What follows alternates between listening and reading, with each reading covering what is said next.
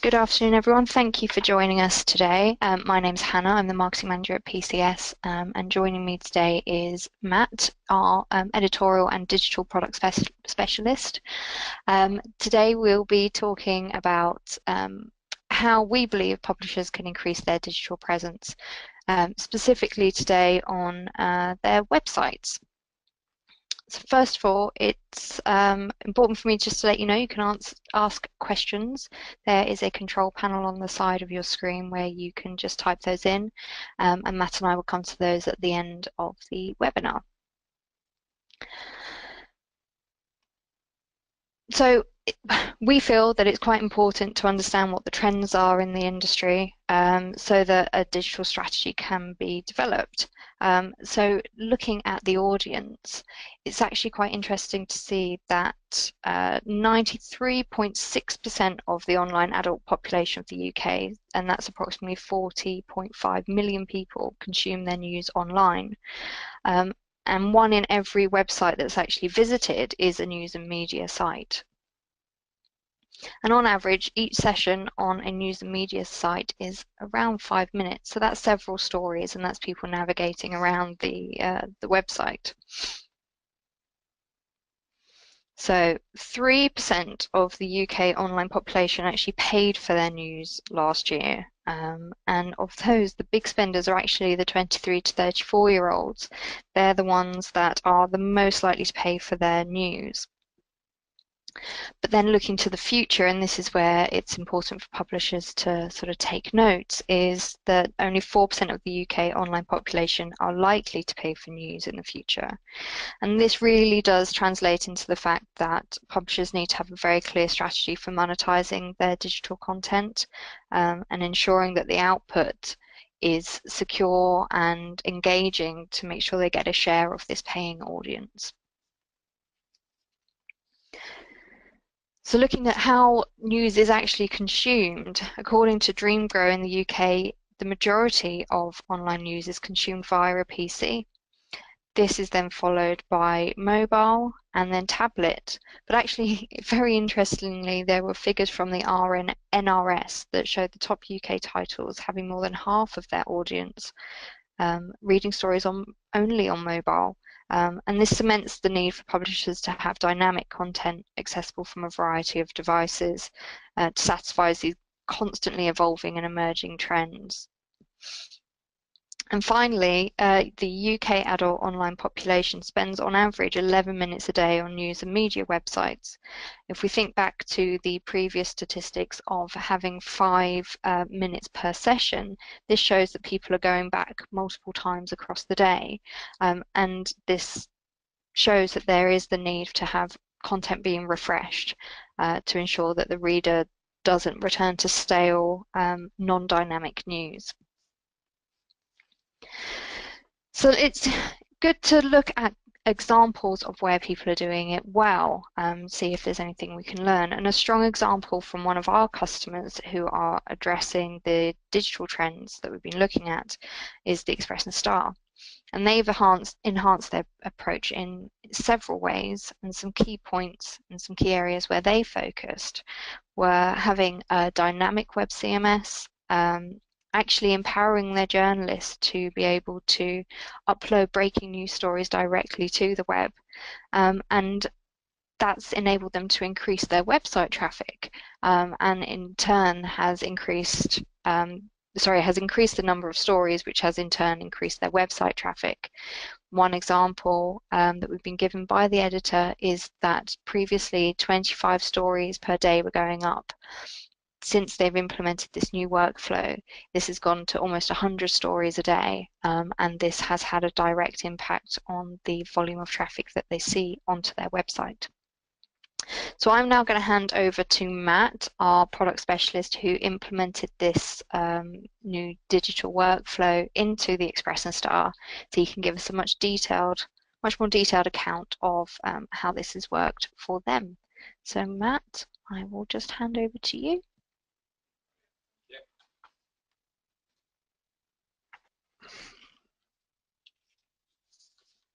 So I'm just going to give you a quick insight first into Knowledge Publish, which is our content management solution, and its capabilities relating to digital content.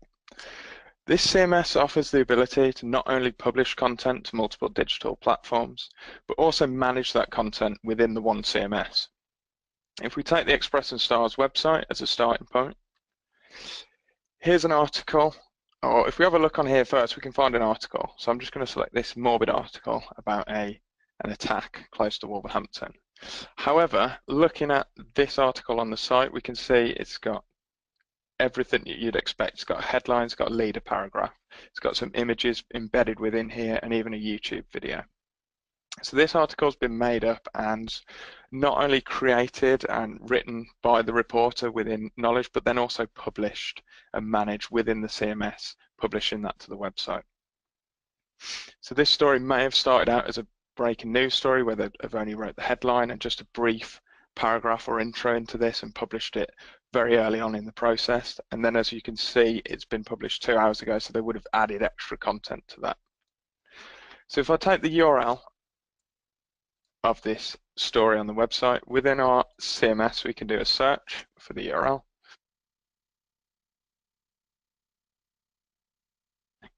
And that will then bring us back the story on the website.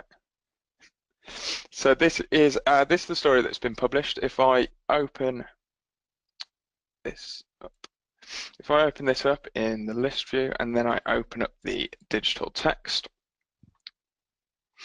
I can see that this mirrors the content that we're seeing on the website. So this content, as I said before, has been embedded and added within Knowledge. Different embeds have been added, such as the bold text here, YouTube video, some bullet points, and these are mirrored then on the website where you can see the bullet points and the video. So within here, there is other functionality within the text editor to be able to enable you to embed other things such as Google Maps, Scribble, and Apster links, as well as any sort of raw HTML embed code. So this is really enabling you to not only create your content and write it quickly in the system, but then also publish that and embed and add different different parts to the article as it's growing, and then also constantly sort of update and republish that to the website.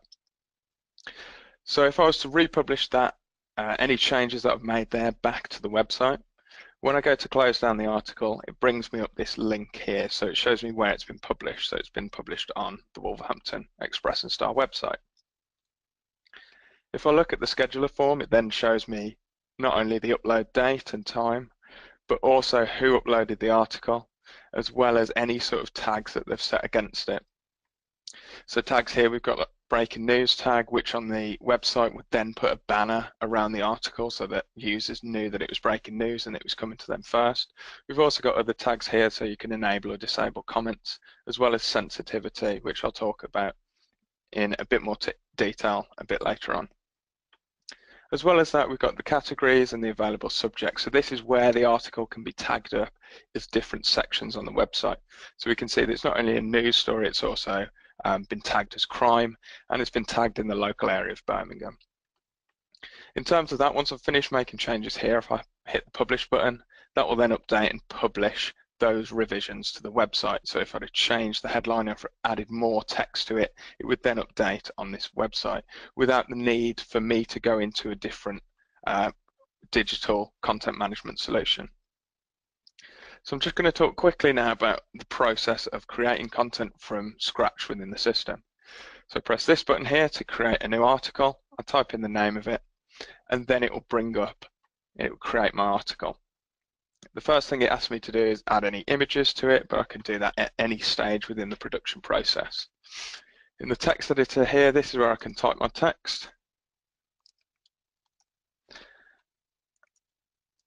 And then I can start styling this up. So if this is going to be my headline, I can change this to headline style.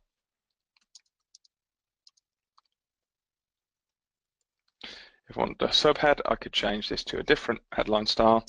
And then for any normal text, I can just set this as normal and then just type text in here. As well as that, all the buttons across the top are different HTML tags and functionality that we can embed and add to enhance this article for web. So I can bold up text, I can put it in italics, I can underline it. I can also add embed, so I could create a link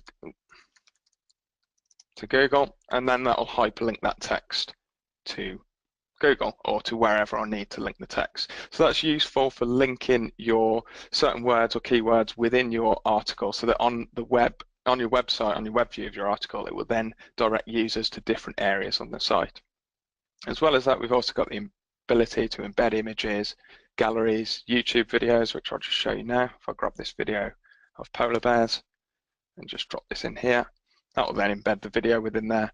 So we could see that as we're enhancing this content, as we're building the content within the CMS, although we're taking a bit more time to sort of add in extra elements here, the effects of that, as you can see on the website, mean a much fuller article on the website with different images and embedded content really adding to the impact of that article. So when I want to publish this to the website, I can close it down, and then I need to add my link. So again, I don't have to select a certain website. I can publish to multiple websites at the same time, so I can select multiple ones.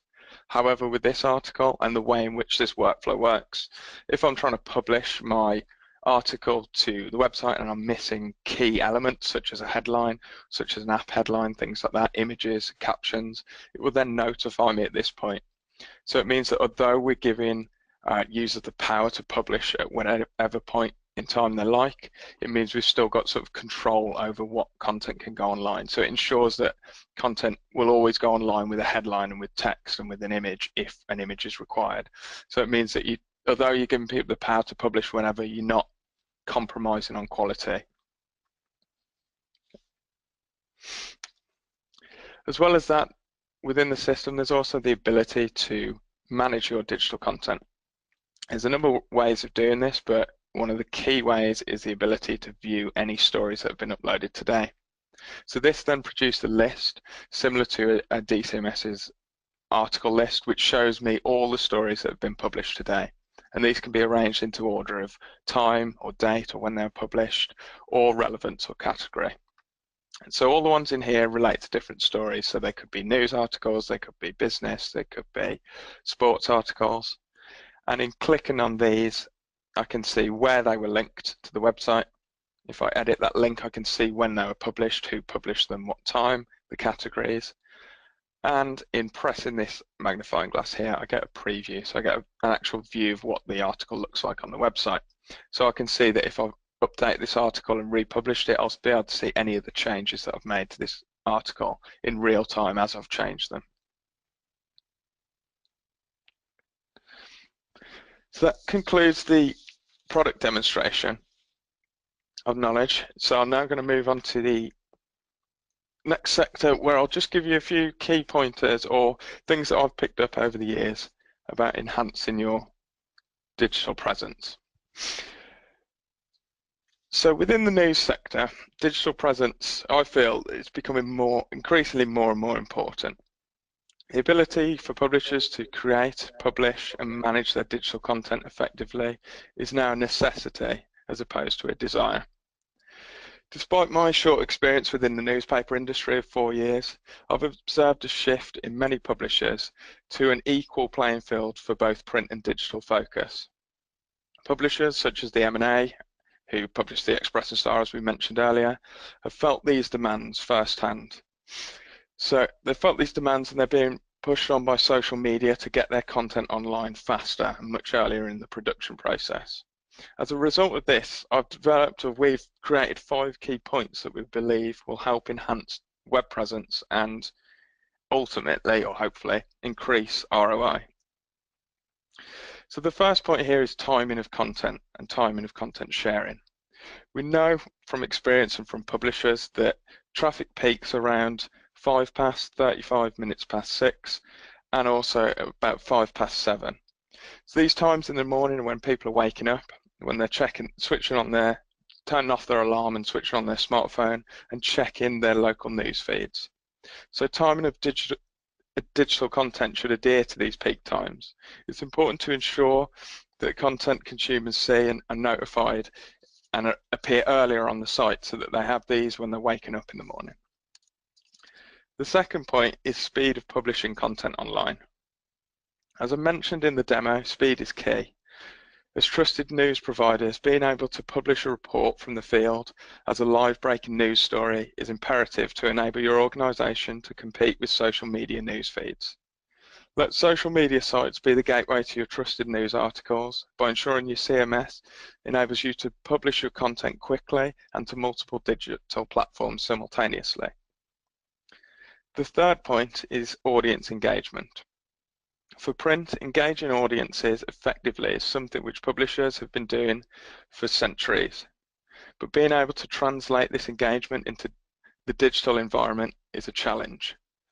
Search engine optimized or SEO headlines are the start to draw readers in from corners of the web. Engaging them with the body of your article through the use of digital embeds, videos, maps, tweets is important for holding their attention, as well as being able to direct readers to other similar articles on your site, most importantly leading them to read the full story in print.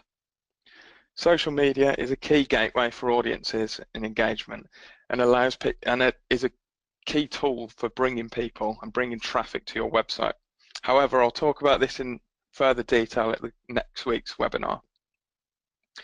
The fourth and quite an important point really is the format of your content and sharing of that content.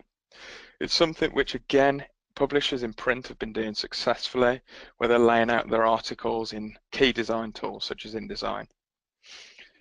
For publishers, this is as important now for print content as it is for digital, so it's important to make sure that your digital content is laid out correctly.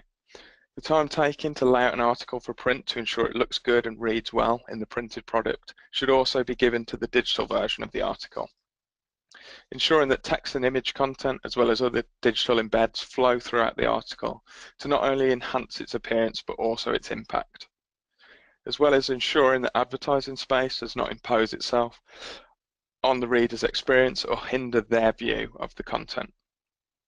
Further to this, the added challenge is to ensure that content is optimized regardless of the device that consumers are using, whether it's the latest smartphone, tablet, or a Nokia phone from the 90s. The final point is the advertising space. Increasing advertising, as we know, is the key to increasing revenue. However, consideration of the advertising space within an article is as important again in digital as it is in print. Allowing space for advertising so that it doesn't impede on the reader's view of the digital article, but also considering its location on the site to still have its full impact. More importantly, is the ability for publishers to flag the content as sensitive so that advertising relating to the content of the story does not appear around sensitive articles, as nobody wants to see a P&O Cruises ad in the middle of an article about a sunken ship. Thank you for listening, and here are some of the key questions and answers relating to your subject. Thank you very much, Matt. So we have a few questions here that I'd like to pose to you.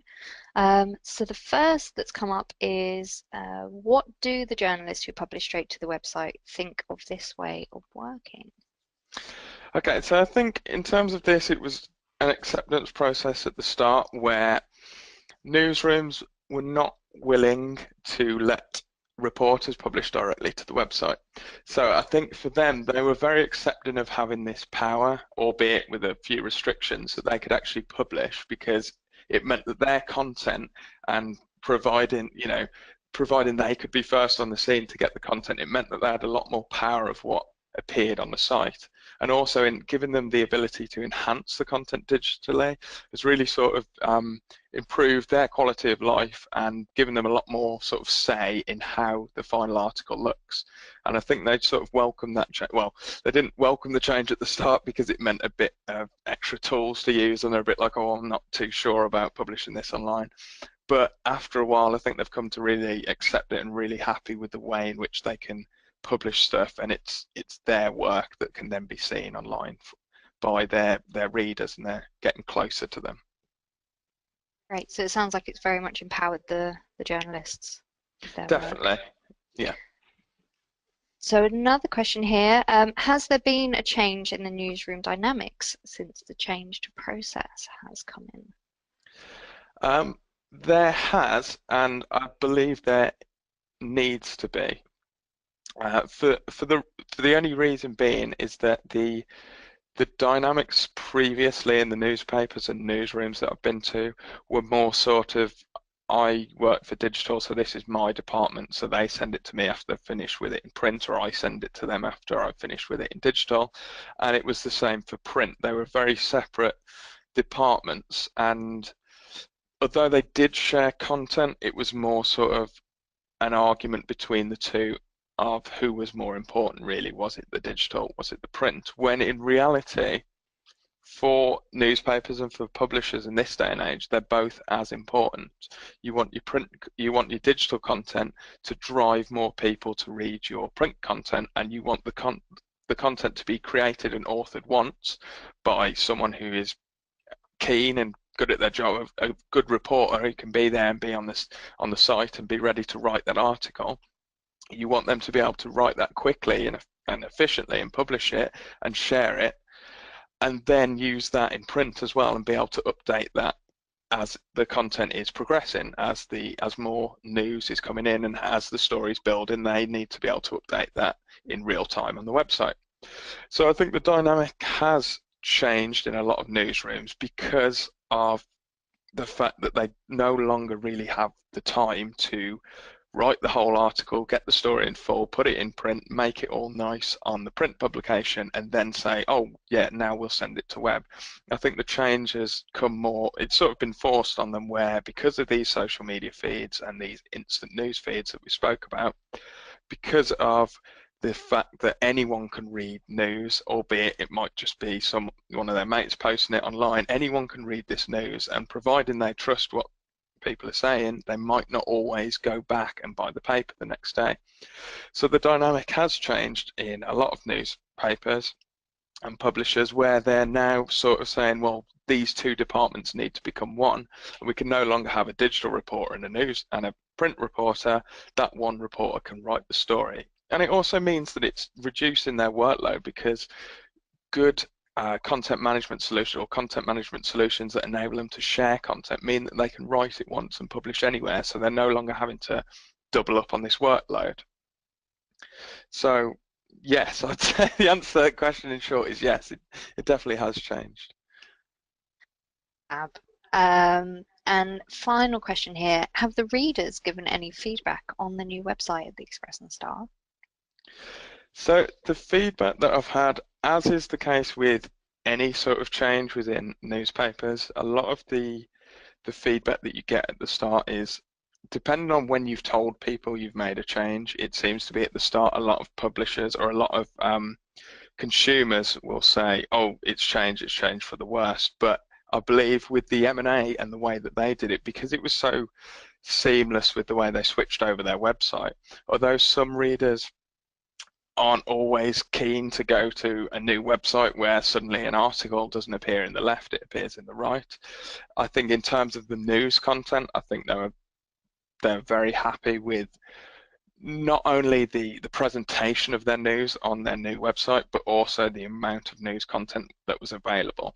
And the fact that they were also syncing up that news content with social media sites such as Twitter, such as, using programs like TweetDeck to actually time their tweets and things, so that they could draw readers in from Twitter, draw readers in from Facebook back to their website, and also embed content within there that will take their readers back to the social media sites. So that sort of bi-directional interface between the two sites and between the two digital platforms, meaning that the readers, well, there was no shortage of news for them, to be fair, and because it was coming from a source that they trusted, because it was coming from the publisher that they'd been used to over the decades, over the years they'd been buying the paper, I think overall, maybe, regardless of the few little qualms about, oh, I don't like this button here, or I don't like this color on the website, the news content, they were more than happy to receive more and more news content and more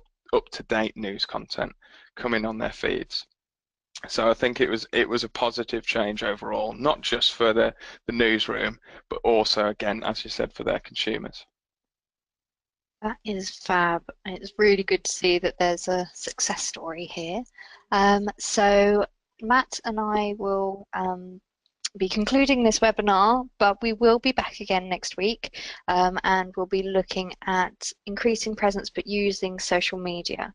So if you'd like to join us, if you haven't already registered, the links will be available on our website. We'll also be sharing the recording of this webinar and the slides to anybody who wishes to request it. Thank you very much for joining us today. Thank you. Thank you.